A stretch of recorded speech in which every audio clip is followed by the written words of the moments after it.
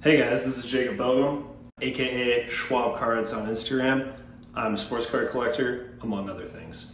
Alright guys, so here's a little mini rant, a little energy heading into your weekend. And I cannot stress strongly enough how much I mean every word I'm about to say.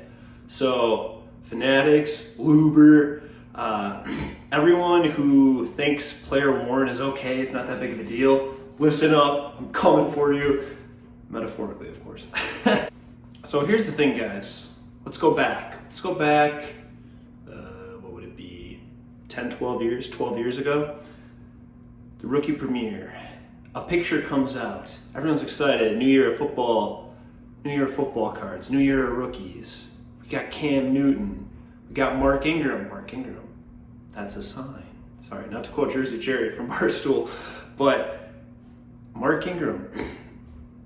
He's almost more known in the card community above the Heisman Trophy, above the success with the Saints and the Ravens. He is known for wearing what appear to be about 50 5X 8-8 jerseys at the rookie premiere to give Panini and Topps the bountiful goodness of player-worn BS that they could just churn out year after year, just doing his thing. Being a man of the business people, we'll say, not a man of the people, because as a community, we just need to say no. Just say no. We need to say enough is enough. Like, Fanatics is coming in, guys, and Panini's already doing it so badly.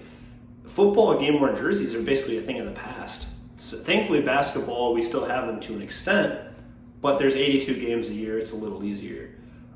Than football, 16 games. A lot of times guys are jersey swapping. It's hard. I'll admit, it's harder to get your hands on a nice game-worn jersey for football. I get it, but we're not buying any more of the crap. Seriously, guys, just do it with me. We remember the Mark Ingram picture.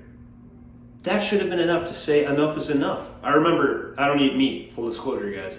I finally learned enough about the industry where I was like, enough is enough. And I haven't eaten it since. It's been like about 6 years now at this point. And that was me when I saw Mark Ingram. I was like, wait, this is what player worn represents. It's a bunch of garbage. They throw it on, they're signing autographs, an actually unique token of that individual, and they're throwing on a bunch of shirts. I mean, if they threw on this Nadal shirt, would we care? I would hope not. Some people might. I don't know, have a little taste, guys. Have a little foresight for the future. Future you, as you get more picky, which I've discussed on previous videos. As I collect more and more, as I get older, I want more of the best, guys. I'm not saying you have to, but, instead of staying in the hostel in Europe, you get the 3-star hotel. Instead of Super 8, you get the Holiday Inn Express. It doesn't need to be the Ritz-Carlton, but a step up. You start to appreciate the finer things as you get older. As you continue to build your collection, that's the whole point of this channel, talking about building a collection you value, and if you value it, there's a good chance that the next guy will value it. And there might be some economic value attached to it.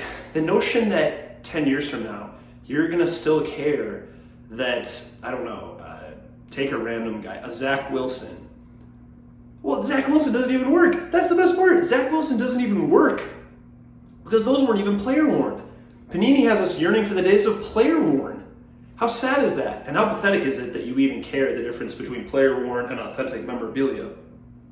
It's all garbage, guys. Who cares?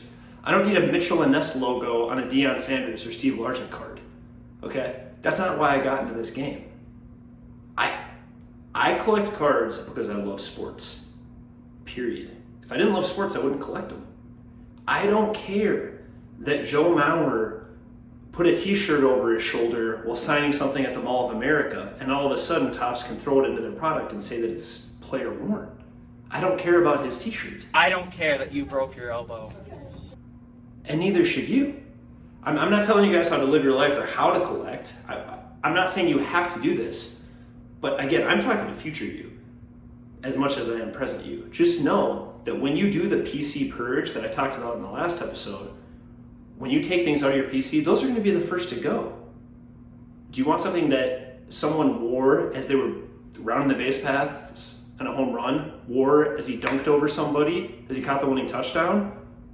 Or do you want something someone put on for a half second of an autograph signing?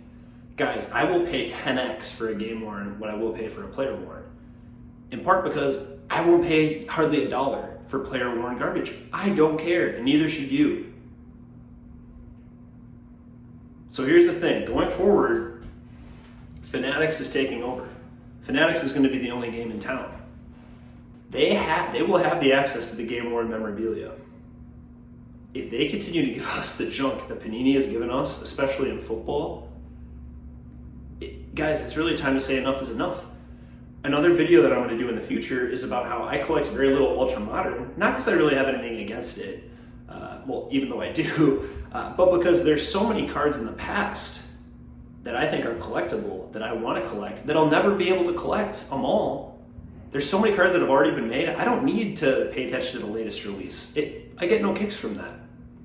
So if the Fanatics is pulling the same old wool over our eyes with player worn or authentic memorabilia, that gives me even more license to just stick in the past, collect the guys I grew up watching, the sets I grew up chasing, the sets that have game worn memorabilia, because that was the whole point, guys.